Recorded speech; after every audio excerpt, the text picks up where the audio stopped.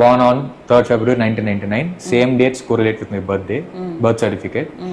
అన్ని క్లియర్గా ఆయనే రాశారు. ఇలా ఆయనే డివోర్స్ పిటిషన్ అప్పుడు పెట్టింది, ఆయనే క్లియర్గా స్టేట్ చేశారు. అండ్ అది court was dismissed because of default.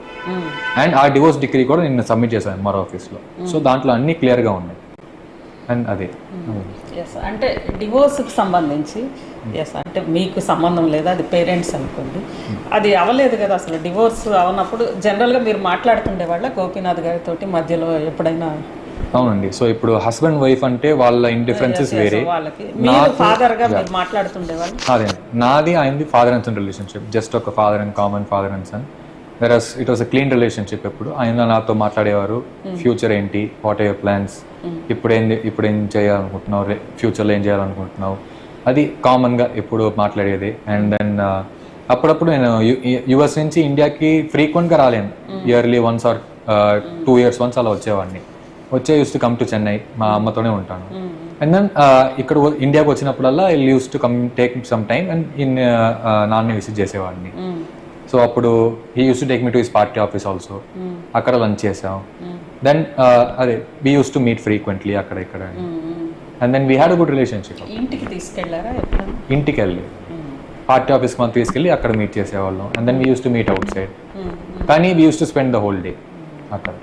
మీకేం చెప్పేవాళ్ళు జనరల్గా ఫ్యూచర్లో ఏం అవ్వాలని గోపీనాథ్ గారు అనుకున్నారు మీ గురించి? అదేంటి mostly like he wanted to know about my future. And then my interest mostly like degree and all that స్టఫ్లో ఉండేది. సో నా కెరియర్ అండ్ ప్యాషన్లో ఆయన అలా ఫోకస్ చేసేవాళ్ళు. కానీ the most common thing that we had is స్పోర్ట్స్లో మా ఇద్దరికి ఇంట్రెస్ట్ ఉండేది. సో మేము చాలా క్రికెట్ గురించి డిస్కస్ చేసేవాళ్ళం and all that stuff.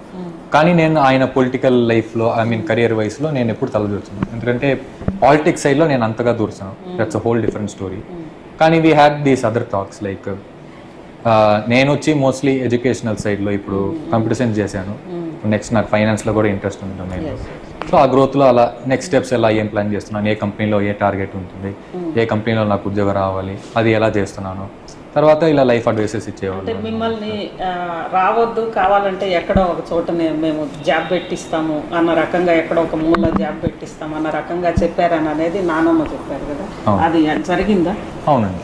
So ఆయన ఫ్రెండ్స్ అప్పుడు నాకు ఫోన్ చేసి ఆయన హెల్త్ గురించి మాట్లాడేప్పుడు, సో ఇది ఆయన డెత్ తర్వాత నన్ను రావద్దన్నారు.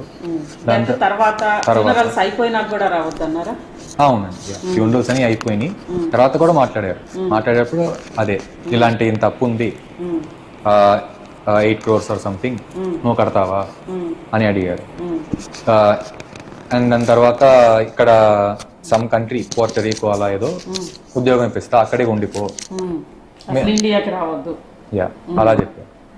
సో ఇవన్నీ ఎందుకు నాకు చెప్పాలి, అది నా ఇంట్రెస్ట్, నా ఫ్యూచర్ నేనే చూసుకుంటున్నా. చిన్న వయసు నుంచి మా అమ్మే నాకు ఫీజు కట్టారని, కాలేజ్లో అన్ని చూపించారు అన్ని everything.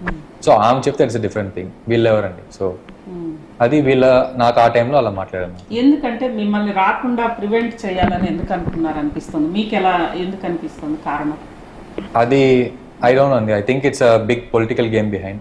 I don't know what's the exact thing, కానీ ఏదో ఉంది కుట్ర, అది మాత్రం తెలుసు. ఎందుకంటే ఇలా ఫోన్ చేసి ఇలా నాకు చెప్పటం, ఇలా ఫ్యామిలీ మెంబర్ సర్టిఫికేట్ వెంటనే తీసుకోవటం.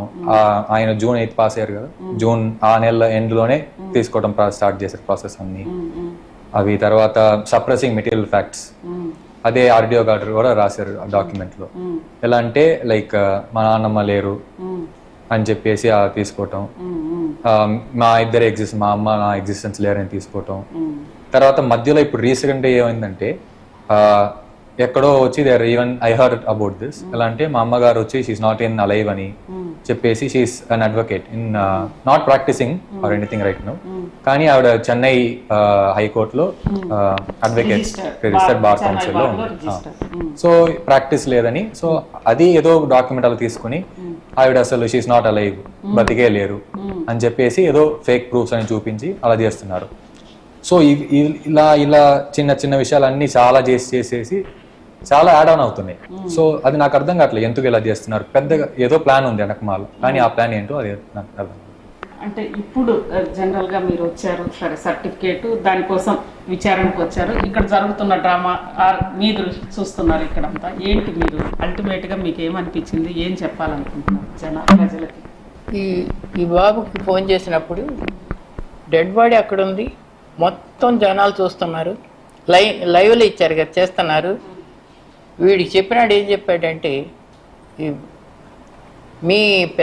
మీ నాయనమ్మను మీ పెదనాన్న సీట్ ఇస్తే తప్ప బాడీని కదిలిస్తామని రచ్చ చేస్తున్నారు ఇక్కడ, నువ్వు రావద్దు. అడగండి ఆ పిల్లడు అవును ఇది చెప్పారండి. సో ఇలాంటి చెప్తే నాకు నేను అక్కడ అసలు మీరు అందరూ చూసారు కదా రచ్చ ఏమిటి, ఇటువంటి బ్లండర్స్ అన్నమాట, ఇటువంటి బ్లండర్స్ అన్ని అబద్ధాలు. ఇప్పుడు మొత్తం లైవ్ లో చూసారు కదా, మా దాన్ని మేము ఏడుస్తా కూర్చున్నాం కదా, మాకు సీట్ ఏంటి పాడు ఏంటి, అన్ని అబద్ధాలు. సో ఇలా కూడా మాట్లాడారు. ఇలా మాట్లాడినప్పుడు లైక్ నా పొజిషన్ అలా, మైండ్ సెట్ ఎలా ఉంటుంది, నేను గ్రీవింగ్ స్టేట్ లో ఉన్నా, బాధపడి అలా ఉన్నా, మళ్ళీ ఇలాంటి ఫ్యాక్ట్స్ అని ఇలా అబద్ధాలని చెప్తున్నారు. సో అలాంటి టైంలో నేను మాత్రం ఏం చేసేది. సో ఆ టైం అలా సిచ్యువేషన్ అలా జరిగిపోయింది. ఇప్పుడు మీరు ఏం డిమాండ్ చేయబోతున్నారు? ఇప్పుడు డిమాండ్ వచ్చి లీగల్ గా ఐడెంటిటీ కోసం నా పేరు ఉండాలి, ఇన్ ఫ్యామిలీ సర్టిఫికేట్, మా అమ్మ పేరు కూడా ఉండాలి ఖచ్చితంగా, మా నాన్నమ్మ పేరు కూడా ఉండాలి. అది బేసిక్ డిమాండ్ అంతే. ఇప్పుడు అంటే డైవర్స్ కాలేదు కాబట్టి మీ మదర్ పేరు ఉండాలి అని అనుకుంటున్నారు, కానీ మరి తను కూడా ఉన్నారు కదా, ఇద్దరు పేర్లు వస్తాయా? ఎలా అండి, ఆవిడకి లీగల్ గా పెళ్ళి అవ్వలేదు, ఎందుకంటే మా అమ్మగారికి డివోర్స్ ఇవ్వలేదు. అండ్ ఆ కోర్ట్ ఆ డివోర్స్ డిగ్రీలో కోర్ట్ కొట్టేసింది, like saying that they are still husband wife అని చెప్పేసి. ఆయన పెట్టిన పిటిషన్ ఆయనే అన్ని డీటెయిల్స్ ఇంక్లూడ్ చేశారు. ఆ డేట్ వచ్చి 5th February 2002. ఆ రోజు ఇచ్చారు. వాళ్ళకి పుట్టిన ఫస్ట్ డాటర్ వచ్చి ఐ థింక్ 30 August 2002. ఎంత 6 months difference, February to August. ఎలా ఈమెకి డివోర్స్ ఇవ్వకుండా she was already born in that 6 months time gap. ఎప్పుడు పెళ్లి చేసుకున్నారు, ఎలా పుట్టింది ఆ అమ్మాయి. So it's not an legally valid at all. Still it is not legally valid. Yeah. So వాళ్ళ పెళ్లి non recognise according to Hindu law. సో ఆవిడ పేరు రాకూడదు బై లా. అందుకే సేమ్ రీజన్, అందుకే ఎలక్షన్ కమిషన్ కూడా అప్పుడు నేను నోటిఫై చేశాను. సో ఆ సింపుల్ ఫ్యాక్ట్ మాత్రం అంతే.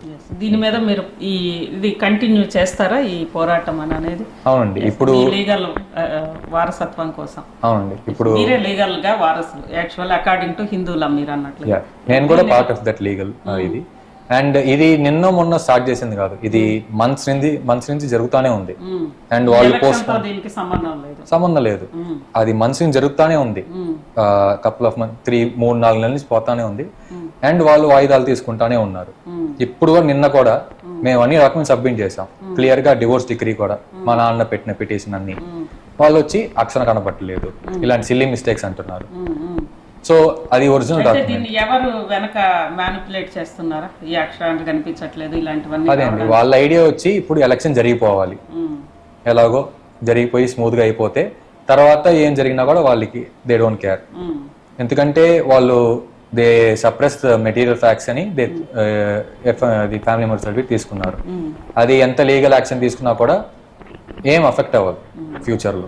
సో ఫస్ట్ ఎలక్షన్స్ తర్వాత అయిపోయి తర్వాత లిటిగేషన్ తర్వాత ఫేస్ చేసుకుందామని అది వాళ్ళ కాన్ఫిడెన్స్ లో ఉన్నారు. ఎందుకంటే నేను ఎంఆర్ ఆఫీస్ లో కూడా అలాంటి సిలీ రీజన్ చెప్పారు, కానీ బయటకు వచ్చి